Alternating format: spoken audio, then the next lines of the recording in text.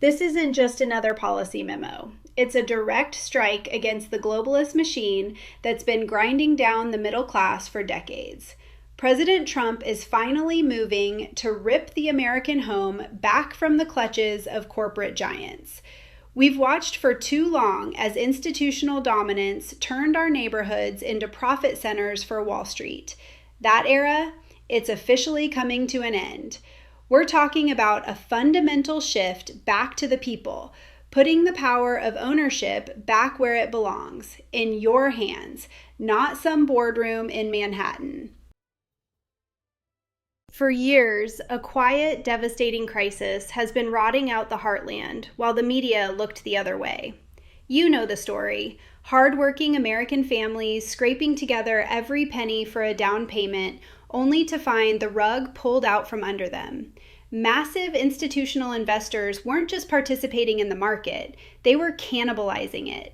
Entities like Blackrock didn't hesitate to use record high inflation and the low interest chaos to scoop up single family homes by the thousands. They weren't just buying houses, they were buying up your future and your kids' neighborhoods. It was a cold, calculated move to turn a nation of proud homeowners into a nation of permanent, subservient renters. Let's be real. The Biden administration's economic blunders created the perfect storm for this. They cleared the path for corporate capital to outbid young couples, teachers, and veterans by paying way over the asking price. They effectively locked the American dream behind a corporate paywall that nobody else could climb. This wasn't just some market shift or a systemic failure. That's just fancy talk for a fundamental assault on the stability of the American family. The silence from the DC swamp has finally been shattered. President Trump just issued a heavy-hitting declaration that signals one thing: an immediate intent to ban these massive institutional investors from touching single-family residences ever again. His message to the big banks was blunt: homes are for people, not for soulless corporations. This isn't just talk. This policy is designed to neutralize that rigged advantage Wall Street has enjoyed and hand the leverage back to the individual citizen. Trump isn't just signing an order. He's calling on Congress to codify this into law so no future administration can just flip a switch and sell us out again. The goal here is simple: flood the market with the inventory these giants have been hoarding.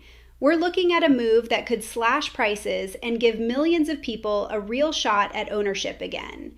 It's a middle finger to the "you will own nothing" philosophy the globalist circles love to push. By putting the American citizen over the institutional ledger, Trump is dismantling the very framework of corporate feudalism that's had our economy in a chokehold for over 10 years. Make no mistake, the timing of this announcement is a tactical masterpiece. In just 2 weeks, President Trump is set to walk right into the lion's den, the World Economic Forum in Davos. This is the playground where the architects of globalism meet to map out their version of the future, usually at your expense. By teasing these housing reforms right now, Trump is bringing a message of national sovereignty and populist economics directly to the people who've made a killing off the current crisis. The financial sector is already gearing up for a fight, and the critics are losing their minds. But on the ground, the support is overwhelming. The idea of seeing the global elite confronted with a policy that actually limits their control over American soil is being seen as a massive turning point. This is about way more than real estate. It's about the soul of this country. Trump is setting the stage for a showdown that will define the next decade of American prosperity, and he's doing it on the world's most visible stage. If you want to see the real impact of this, look at the youth of America. For way too long, Gen Z and millennials have been told that owning a home is a fairy tale, an impossible goal in a game that's rigged against them. By kicking the corporate giants out of the neighborhood, we're seeing the first real steps toward a market that actually functions. This isn't just about getting a lower monthly payment, it's about the deep security that comes from owning the ground beneath your feet. It's about being able to start a family without looking over your shoulder, wondering if some institutional landlord is going to hike your rent because a spreadsheet told them to. The ripple effects of this are going to be felt in every cul-de-sac and small town from coast to coast. The mainstream media will get bogged down in the technicalities and the what ifs, but the people see it for exactly what it is, a restoration of the American identity. We're moving away from a system where you're conditioned to be a tenant and toward a system of true independence. As this fight heads to Congress, the noise from the voters is going to be deafening. The American dream is being dragged back from the edge, and believe me, this fight is just getting started.